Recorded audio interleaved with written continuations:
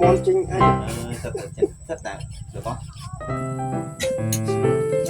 đã món lương tim muối này hay gì cả là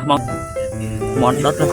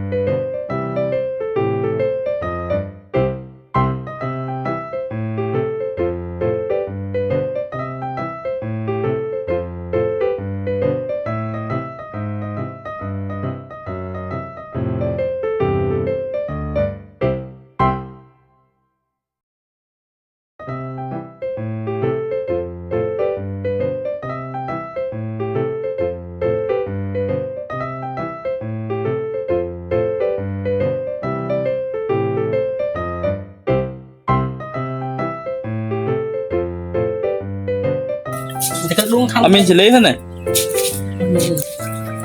cái suối này là suối lấy việc lấy thật đấy xẻ dưới đấy mới cắt lưng hói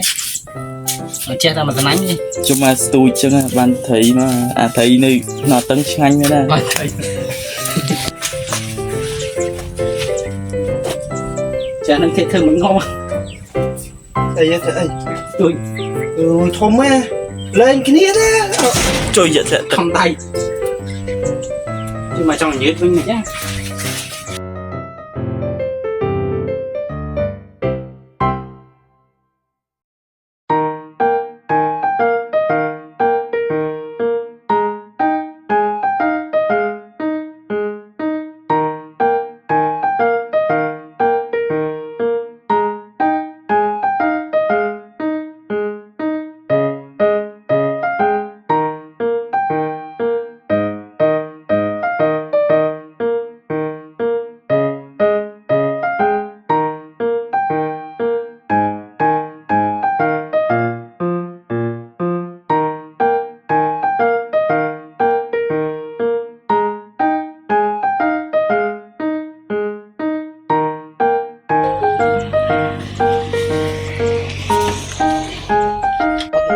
đây mấy người ta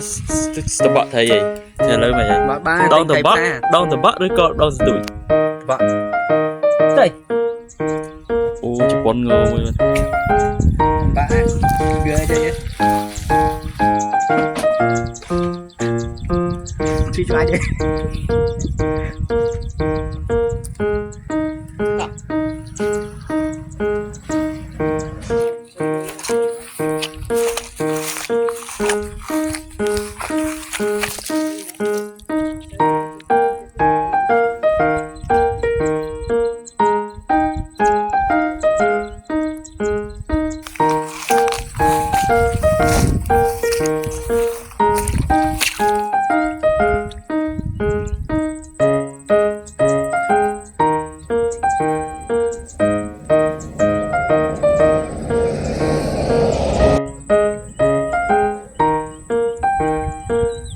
con thấy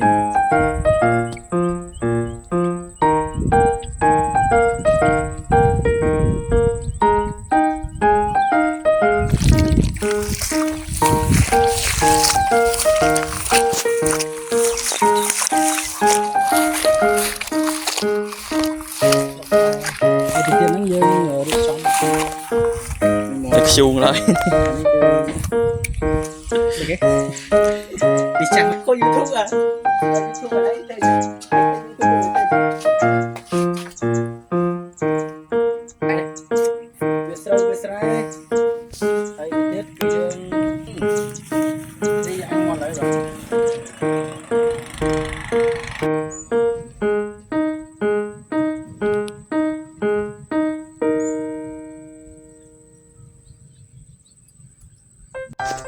đa mấy kế này bao gồm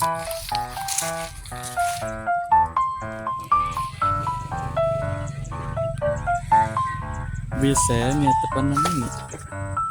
chung quanh sợ băng sợ ấy chẳng nè thì nó nó khu quá mà nhiều mơ to mà đang là khu là bạc lực nó nè vì sẽ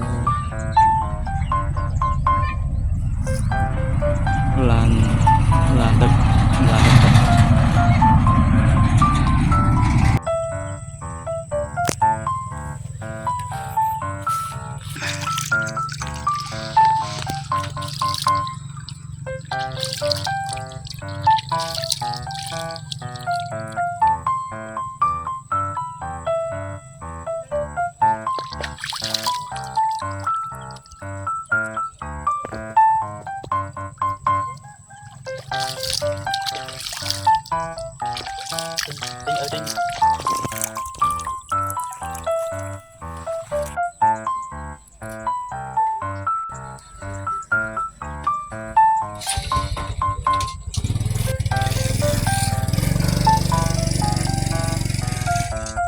ở đây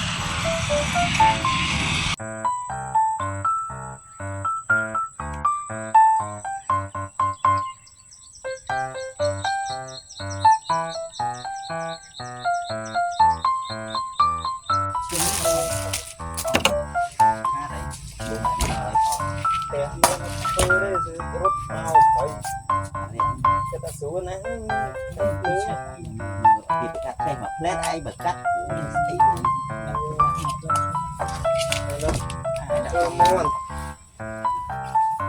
nó món chính ai thật tạo được không cho nên chặt anh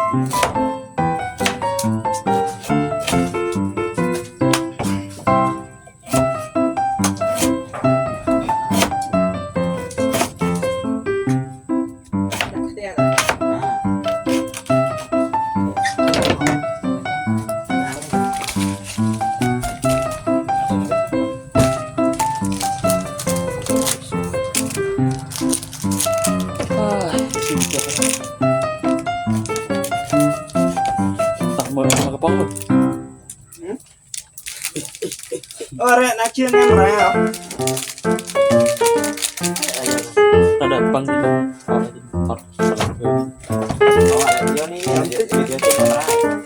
Rồi nó lại chưa nữa nhá mà chạy không trốn thơ lươn nữa thơ tích nữa nhưng mà đúng rồi còn chưa cam ra đã lương không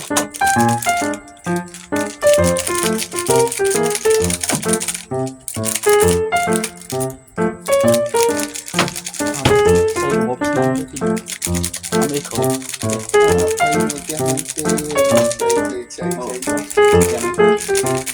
ôi coca không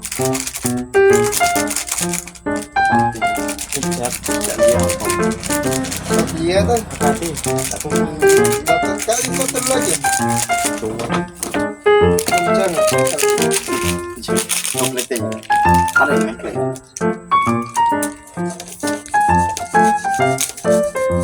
sao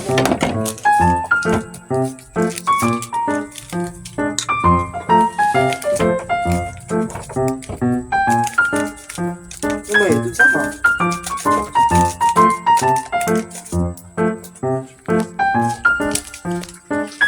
con có miếng em đấy con có miếng cái gì đấy Rồi sẽ đi mà tao mà múc tiền đi câu cao mà múc tiền cho ăn mà cháu mình phải cha bên làm đâu mình phải là chậm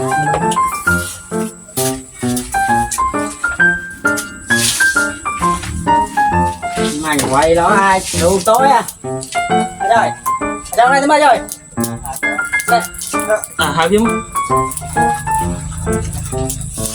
cái là bóng cái tinh với ấy chơi nước chơi một người ta với học lên môi lên vậy nè thì công vô đó ồ vậy mua nhà không có cho kẹt bom rồi mà vô cái mà mó một con này nè nè mấy ăn phần này nè mới có bay đi chỗ đó mới nói trời mà tài ngon rồi rồi đi chơi dục ấy ủa đồ bây giờ mày đã chặt thành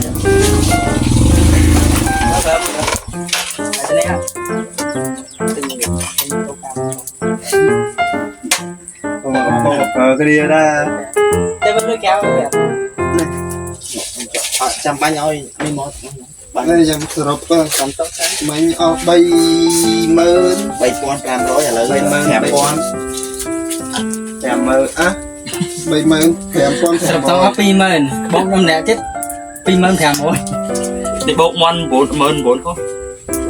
chơi coca mà không anh tới cái tới trăm hơi trăm cúp tiền này coca muối rồi 3 mơn bên đây là tôi có không tôi có tính mà này có thèm rồi bố mà ăn bố này có miếng này lớn chấp là lấy ở đây anh ăn chặt ấy tung mà lại tới nhom cất lôi nhom mà lại nó ba này cái chốt nia tơ có nói không à bốc chốt nia chay buôn nè đi mà nói bốc chốt nia đi xuống chay từ lấy buôn nó ừ trò chơi bây giờ ta chay lấy coi chơi bây giờ đi nhà coca coca tê tê rồi coca tình đi đó mới có vui tình bông cũng tầm muối bán bữa sân chị đót tinh là mặt đo ba này bởi gặp bông tinh pi mà cho vô ấy à cho bị trang đây nè tao mày tính thế đặt bị trang thế chứ mà bị lắm thì thua bạn đi kẹt này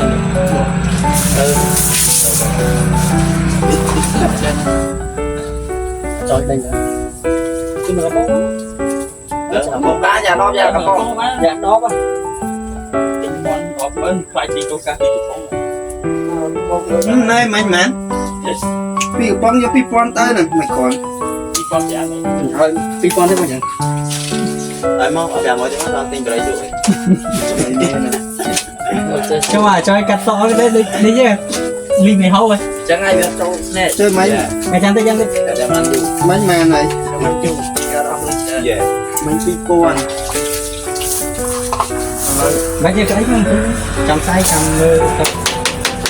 cầm phải nè chúng mình bốc bay con này đi bóng tao kèm vậy chứ chưa tin rồi chỗ đi kèm của bạn này bay con này không lấy cho nên mình đá cả chào mồi vào vì Phải như thế. Đâu bên phải nhà mồi. anh ăn lúc nha thằng mồi lớn Cái lúc nhà mồi anh không Mua ra cái lục đèo mồi lại á. Trong máy đi qua thấy buôn đấy. phải được chú ấy. Vậy đang đây thật nhiều.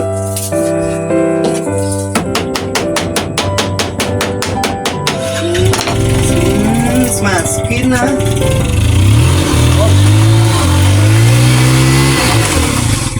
Hãy thôi với thôi YouTube ấy là bao giờ. Wow, bơ à. Chơi cái thế này. quay tôi chỉ làm ra đi mình Vì này 200 đây ở ngày 900 ở cha xuông này mà đong tên mình một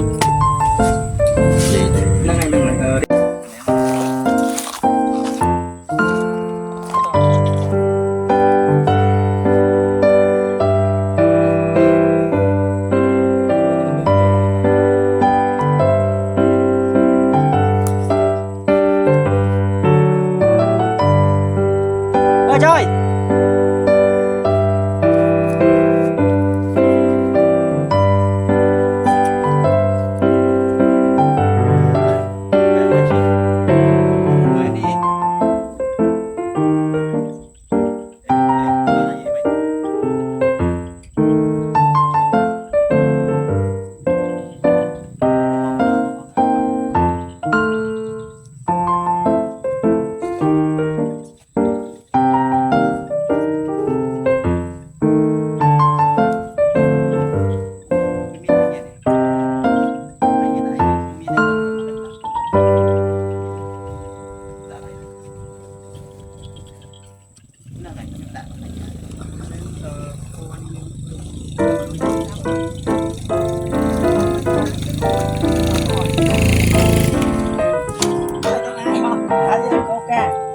Ai câu cá khi đà tao phải là này.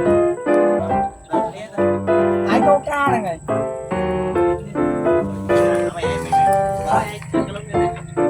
Mày chồng xí đây nữa rồi. Đây. Ba.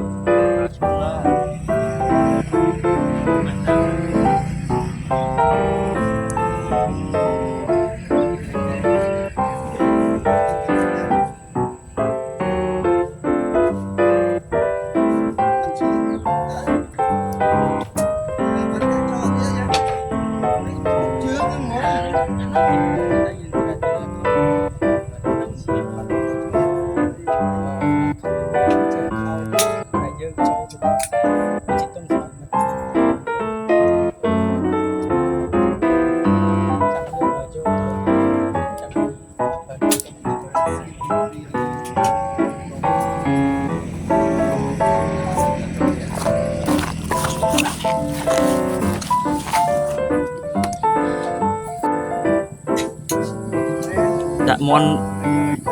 lương tim muối nè hay chỉ cả món tiết chân này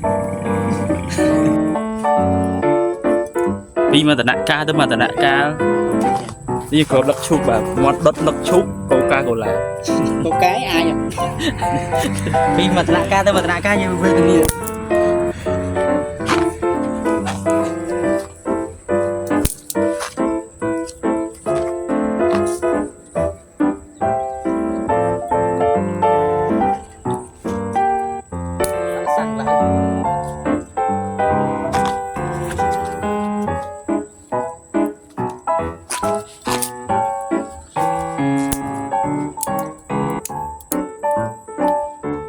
cho quá chứ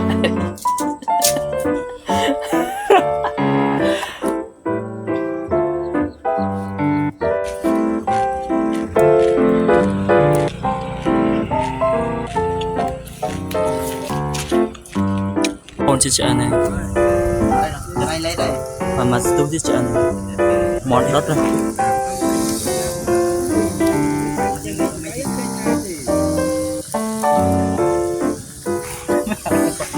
cái này ăn này bong bóng ăn ban dùng rải cái này ăn này là nè một chua là chít chít ô sạch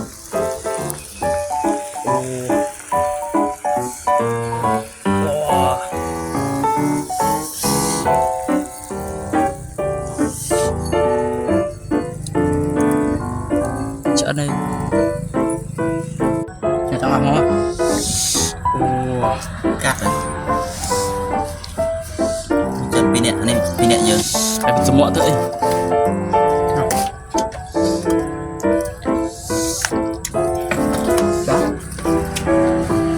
ôi này lên mình đây Miền Tây thì ở trên cam